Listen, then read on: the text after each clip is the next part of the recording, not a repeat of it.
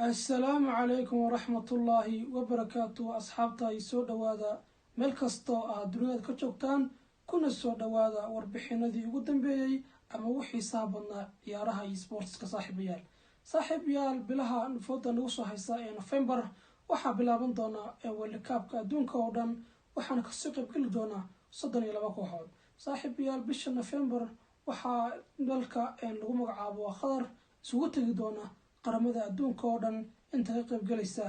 koobka lagu magacaabo World Cup ama koobka adduunka. Koobkan ayaa koob aad u xamaasad badan waxaana sanadihii la soo dhaafay ku hardamayay ama ku dagaalamayay dhammaan qaramada ka soo jeeda qaaradda Yurub. Waxa ognahay 2006 inay soo qaaday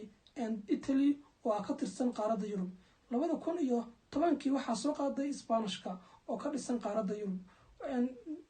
sanadkii 2014 Germany baa qaaday sanadkii 2018 dalka Faransa ayaa koobka madaxa soo saartay marka sanadkan waxaa leeyahay in qaaradda Yurub oo dhan uu ka wareegi doono koobkan maadaama dalal badan oo aad u xoog badan ay sanadkan soo baxeen waxaana sanadkan aad looga baqayaa dalka Brazil waxa uu nahay dalka Brazil inuu haysto ciyaaryahanno daayar ah oo xirfadlayaal ah laguna tashto kooxdooda iyo qarankoodaba marka saaxiibayaal sanadkan uu ka duwan yahay sanadihii hore maadaama naadiyaal aad u liitay